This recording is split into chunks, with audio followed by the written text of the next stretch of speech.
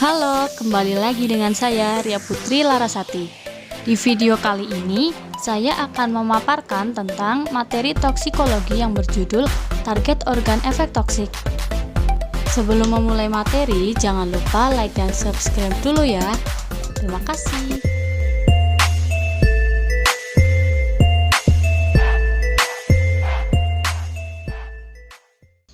Pertama-tama, saya akan memaparkan tentang organ dan toksisitas selektif. Efek toksik suatu zat dapat terjadi karena kemampuannya berikatan dengan sistem biologi tertentu dan dapat menyebabkan perubahan biokimiawi atau struktural baik secara langsung ataupun tidak langsung yang dapat mengganggu fungsi dari sistem tersebut. Selanjutnya, untuk dapat menimbulkan efek toksik, maka suatu zat toksik akan melakukan pengikatan zat endogen, meniru zat endogen, terakumulasi, dan memblok masuknya zat-zat yang dibutuhkan oleh sel. Selanjutnya, penyebab terjadinya selektivitas organ. Secara umum, toksisitas selektif dari zat kimia terjadi karena yang pertama, organ mengakumulasi xenobiotik melalui berbagai jalur transporter. Yang kedua, merusak zat endogen yang sangat dibutuhkan oleh sistem biologi. Dan yang ketiga, adanya kemampuan mengikat organ atau bagian organ sehingga kehilangan fungsinya. Berikutnya adalah organ yang terpapar oleh efek toksik, diantaranya sistem saraf, darah, hati, jantung, dan ginjal. Organ yang sering terpapar oleh toksik biasanya mempunyai enzim-enzim yang sangat penting dan rentan terhadap adanya zat asing. Misalnya hepar yang mempunyai banyak enzim untuk proses metabolisme. Organ terpapar xenobiotik yang lebih banyak dari organ yang lain, contohnya adalah hepar, ginjal, dan paru-paru. Target organ dari efek toksik yang pertama yaitu sistem saraf pusat. Timbulnya efek toksik pada sistem saraf yang dapat mengganggu fungsi dan keutuhan sistem saraf pusat kemungkinan melalui hambatan sintesis protein, propagasi impuls saraf, aktivitas neurotransmitter, dan pemeliharaan lapisan mielin. Zat toksik dapat merusak sistem saraf pusat dengan cara blocking agents, depolarizing agents, stimulan, depresan, antagonis reseptor, menghambat asetilkolinesterase, anoksia, dan zat demyelinasi. Target organ yang kedua yaitu darah. Darah terdiri atas plasma atau zat cair dan zat padat yang terdiri atas sel darah merah atau eritrosit, platelet atau trombosit, dan sel darah putih atau leukosit. Bagian yang pertama yaitu sel darah merah. Kondisi seperti kekurangan asam folat, vitamin B12, besi, kobalt, dan depresi sumsum tulang belakang menyebabkan hambatan produksi eritrosit. Zat kimia seperti surfaktan dapat merusak membran eritrosit sehingga dapat menyebabkan kekurangan eritrosit. Kemudian, arsen, metilen blue, naftalen, fenilhidrazin, dan primaquine dapat mengikat membran eritrosit dan dapat mendenaturasi hemoglobin. Bagian yang kedua yaitu protombin atau platelet. Beberapa zat dapat mengganggu proses pembekuan darah, seperti obat anti kanker yang mendepresi sumsum tulang belakang sehingga mempengaruhi produksi platelet. Kemudian, warfarin mencegah pembentukan fibrin dan asam salisilat mengurangi agregasi trombosit. Bagian yang ketiga yaitu sel darah putih atau leukosit. Tugas utama dari leukosit adalah melakukan fagositosis terhadap pecahan-pecahan sel dan mikroorganisme patogen. Zat seperti benzen dan kloramfenikol dapat menyebabkan proliferasi leukosit yang berlebihan sehingga mengganggu fungsinya. Berikutnya yaitu pemeriksaan darah terhadap efek toksik. Yang pertama, hematokrit atau perbandingan antara eritrosit dengan volume darah. Yang kedua, kadar hemoglobin dalam darah. Yang ketiga, jumlah sel darah merah tiap volume tertentu. Lalu, jumlah sel darah putih tiap volume tertentu. Jumlah protombin dan kadar zat tertentu dalam plasma seperti glukosa, urea, ataupun timbal. Setelah itu, target organ yang ketiga yaitu hati atau liver. Hati merupakan organ tubuh yang paling sering menerima efek dari toksikan. Hal ini karena hati merupakan pintu gerbang semua bahan yang masuk ke dalam tubuh melalui saluran cerna. Toksikan yang masuk ke tubuh melalui saluran cerna setelah diserap oleh epitel usus akan dibawa oleh vena porta ke hati. Selanjutnya yaitu sirosis dapat terjadi karena kerusakan sel hati yang progresif. Sirosis ini menyebabkan disfungsi hati dengan manifestasi timbulnya pigmen kuning pada kulit yang disebabkan oleh meningkatnya kadar bilirubin dalam darah yang disebut dengan ikterus. Selanjutnya yaitu tes kerusakan hati yang dilakukan dengan cara yang pertama prothrombin clot type, yang kedua tes albumin serum, yang ketiga kadar bilirubin dan kecepatan kliren untuk mengetahui fungsi liver, dan yang terakhir uji kadar enzim tertentu. Berikutnya, target organ efek toksik yang keempat yaitu jantung. Jantung adalah alat pemompa darah ke seluruh tubuh. Gas seperti karbon monoksida dan metana dapat mengganggu ketersediaan oksigen sehingga mengganggu metabolisme dan kerja jantung. Digoxin dapat meningkatkan kekuatan kontraksi miokardium sehingga dapat timbul takikardi. Selain itu, target organ efek toksik yang terakhir yaitu ginjal. Ginjal adalah organ yang menghasilkan urin yang merupakan jalur utama ekskresi dari toksikan. Ginjal mempunyai volume aliran darah yang tinggi, mengkonsentrasi toksikan pada filtrat, dan membawa toksikan melalui sel tubulus serta mengaktifkan toksikan tertentu.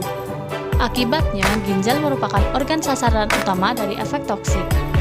Zat-zat yang dapat mempengaruhi fungsi ginjal diantaranya kadmium, magnesium, timbal, karbon tetraklorida, kloroform, tetrakloretilen, dan bromobenzen yang mempengaruhi fungsi tubulus dan menyebabkan nekrosis. Selanjutnya, saya akan mereview jurnal yang berjudul Faktor Risiko Kandungan Timbal di Dalam Darah. Pada bagian abstrak diterangkan bahwa timbal adalah logam berat yang sangat berbahaya dalam tubuh. Paparan timbal secara terus-menerus akan memiliki efek akumulatif bagi seseorang. Lingkungan adalah faktor utama dalam mempengaruhi asupan timbal seseorang.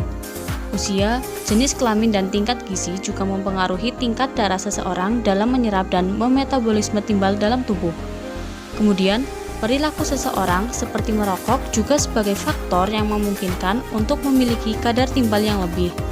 Oleh karena itu, modifikasi lingkungan atau perbaikan lingkungan untuk menurunkan tingkat timbal udara secara signifikan akan mengurangi paparan timbal. Program pencegahan seperti suplementasi untuk orang-orang yang telah terpapar oleh timbal terus harus dilaksanakan untuk membantu menghilangkan atau menurunkan kadar timbal dalam darah. Berikutnya, pada bagian pendahuluan diterangkan bahwa timbal dalam jaringan tubuh mula-mula dianggap sebagai kontaminasi lingkungan. Pajanan timbal dapat berasal dari makanan, minuman, udara, lingkungan umum, dan lingkungan kerja yang tercemar timbal.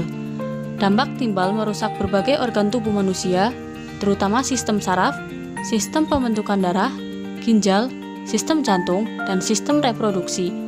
Timbal juga dapat menyebabkan tekanan darah tinggi dan anemia.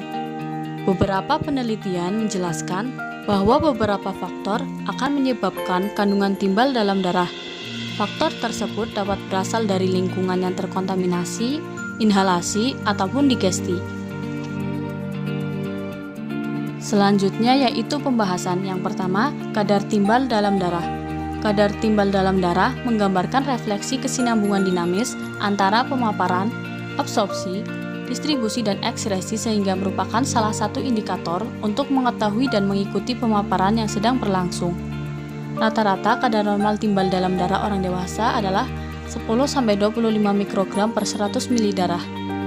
Menurut Fuputuri, kandungan timbal dalam darah sebanyak 5 mikrogram per desiliter juga dapat menaikkan tekanan darah sehingga 5 mikrogram per desiliter dijadikan sebagai nilai ambang batas yang harus diwaspadai, dan 55,3% responden penelitian ini mempunyai kandungan timbal dalam darah di atas nilai tersebut. Timbal yang terabsorpsi akan didistribusikan ke sel darah, jaringan lunak, dan tulang.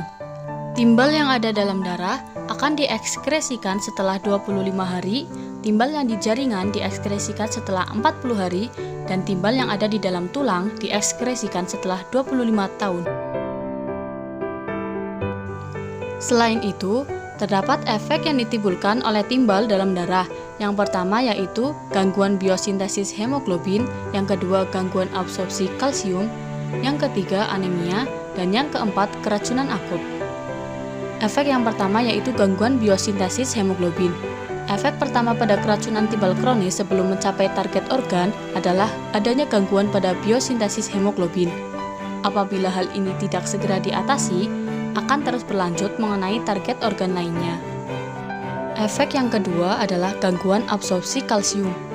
Pada tulang, timbal ditemukan dalam bentuk timbal fosfat, dan selama timbal masih terikat dalam tulang, tidak akan menyebabkan gejala sakit pada penderita. Tetapi yang berbahaya adalah toksisitas timbal yang diakibatkan oleh gangguan absorpsi kalsium, di mana terjadinya desorpsi kalsium dari tulang yang menyebabkan terjadinya penarikan deposit timbal dari tulang. Berikutnya, efek timbal yang ketiga yaitu akan menyebabkan anemia. Timbal menyebabkan dua macam anemia yang sering disertai dengan eritrosit berbintik basofilik. Dalam keadaan keracunan timbal akut terjadi anemia hemolitik. Sedangkan pada keracunan timbal yang kronis terjadi anemia makrositik hipokromik. Hal ini disebabkan oleh menurunnya masa hidup eritrosit akibat intervensi logam timbal dalam sintesis hemoglobin dan juga terjadi peningkatan korproporfirin dalam urin. Dan efek dari timbal yang terakhir yaitu dapat menyebabkan keracunan akut. Sistem saraf merupakan sistem yang paling sensitif terhadap daya racun timbal. Senyawa seperti timbal tetraetil dapat menyebabkan keracunan akut pada sistem saraf pusat dan akan menyebabkan ensefalopati karena toksisitas timbal tersebut. Terjadinya neuropati pada saraf tepi karena toksisitas timbal disebabkan oleh dieliminasi dan degenerasi saraf.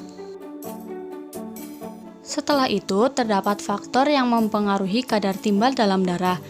Ada 3 faktor yang mempengaruhi. Yang pertama yaitu faktor lingkungan, yang kedua faktor manusia, dan faktor perilaku. Pada faktor lingkungan terdapat beberapa aspek yang mempengaruhi. Yang pertama yaitu kandungan timbal di udara, yang kedua dosis dan lama pemaparan, yang ketiga kelangsungan pemaparan, dan yang keempat jalur pemaparan ataupun cara kontak. Selain itu, pada faktor manusia terdapat aspek yang mempengaruhinya, diantaranya yaitu yang pertama umur, yang kedua status kesehatan, status gizi dan imunitas, yang ketiga jenis kelamin, dan yang keempat jenis jaringan. Sedangkan pada faktor perilaku, aspek yang mempengaruhinya yaitu kebiasaan merokok serta penggunaan APD atau alat pelindung diri. Sekian video dari saya. Mohon maaf bila ada kesalahan dan semoga bermanfaat. See you.